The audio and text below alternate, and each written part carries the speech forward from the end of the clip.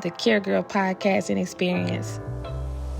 Hi, it's Alexandria, and we're here again on the Care Girl podcast. I'm here with Christina McCullough today. Thank you for having me. Oh my God, thank you for coming and being as patient as you are because we had some technical difficulties. Yes, but we made it through. We did make it through. For those who don't know, I have a home care agency called the Care Girl Agency right here. Soul Center Care, so call me if you need help.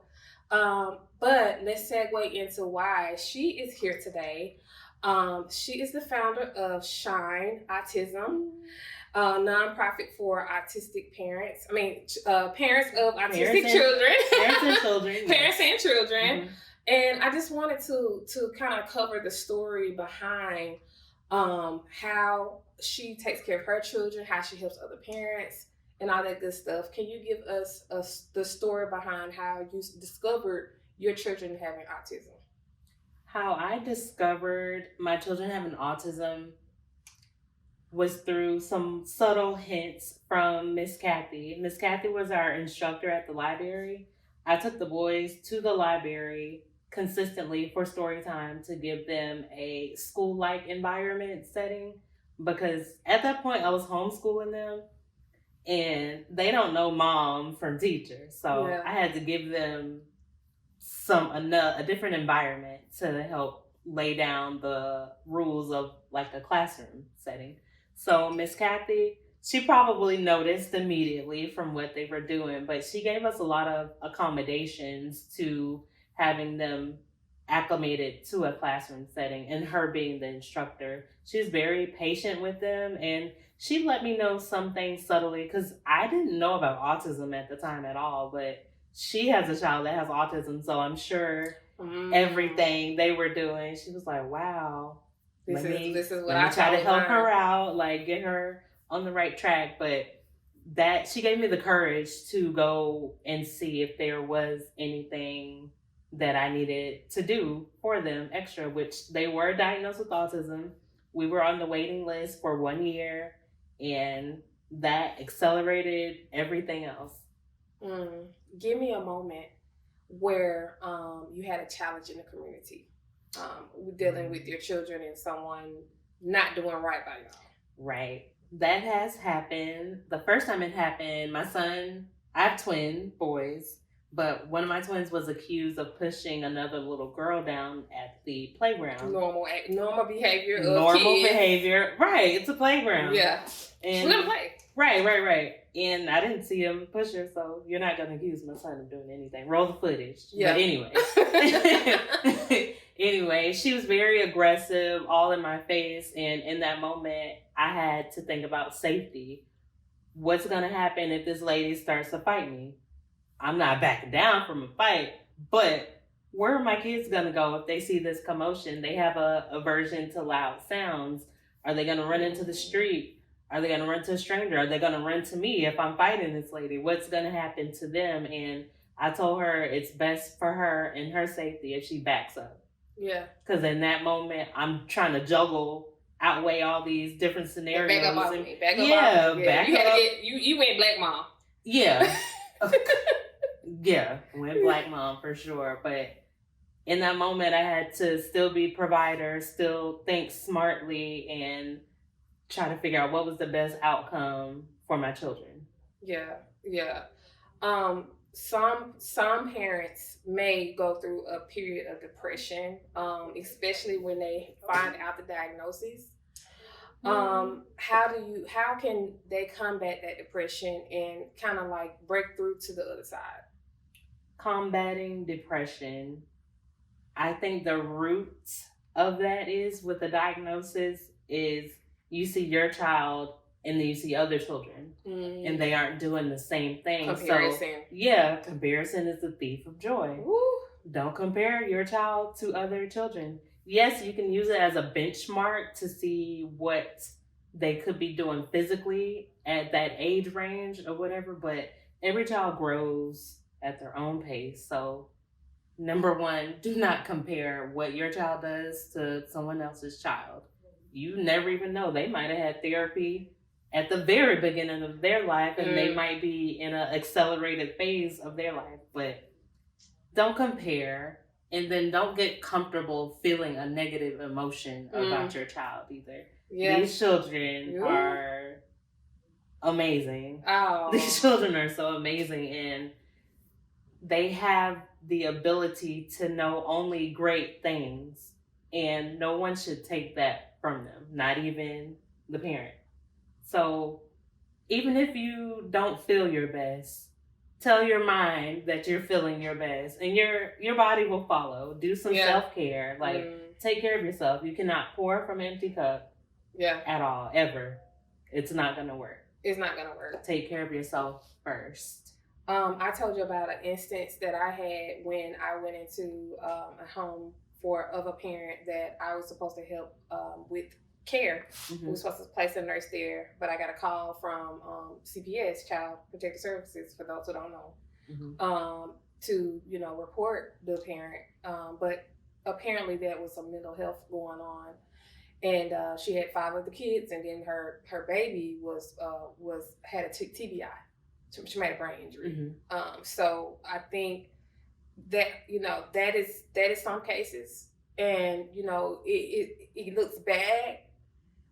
Sometimes in a lot of ways it can look bad in a normal situation, in an average situation, but when you get on the other side, it takes time. Therapy, just really, like you said, it's a process. Yes. And like you said, you set a success plan. Tell us about your success plan of what not to do. Like the things you're like, okay, this, if you were not there and your mom was there, you took a 5-day vacation, you would have a success plan. In place. Yeah. And that's what I think parents need, especially these kids or disabled children. They need that success plan. Can you give us a little bit of advice you would give a newly diagnosed mother of a child with autism? Like, act like it's me. If you guys just got a diagnosis, I would say don't panic. Number one. There's no difference from yesterday to today with a piece of paper. Yeah. There's no difference. This diagnosis is just saying your child needs extra help. We need accommodations. We need patience. That's all it's saying. It's not a death sentence. It's just, okay, this was your plan before, but now we need to tweak some things a little bit. We need to add some people in that have different specialties. Yeah. And it's all going to work out. You just have to stay the course, stay consistent, and that's just how it's going to go. Yeah. Stay the course, stay consistent. Get your doctors in order, and then also trust your knowledge. Yes. And keep educating yourself. Yes. Because like I told you a while back, I had an instance where my son had to be tested, and this is actually the second child that they did. I didn't tell you that my oldest had to be tested as well. Wow. And they had him in special needs for reading and math through resource. It was called resource, right? Elementary to middle school. And middle school, I had a conversation with him. Noticed he was like socially not really interacting, and he said, I'm really done with this resource. I don't want to do it. So I went to the school. This was doing before COVID, and they made me come up to the school to take him out of the program. I spoke to these Black educators. I'll drop the link below. I think I shared with you a tutoring group that is for Black boys specifically, and he's all A's now. She discovered my son was a mathematician, and she said he was not being challenged. He goes to a STEM high school. So he was bored. He was bored. He wasn't challenged, and he was gifted. Wow. So there is that instance, but then there's another instance to where, yes, your child does need the extra help. And that's what I mean by knowing your child. And because in your case, extra was him actually being accelerated. Yeah, he got accelerated. It's after the fact, and I trusted and believed in him. Because this is what I told him. I said, I'm gonna set you up with tutors for the summer. Before high school. This was before high school. It's like, I didn't want to do that in high school. And I was like, okay. Yeah, because that was probably doing something the cool to factor self-esteem, and all of that, and his graduations, he didn't have any friends. Like, He had like one friend, and you could tell he kind of like was different too. Mm-hmm. And it didn't hit me until I really realized. I was like, what's going on? Because I was popular. I was popular. You know what I mean? I was popular with my little ADHD stuff. But he just found his jam. Mm-hmm. He found his jam, and those children have gifts.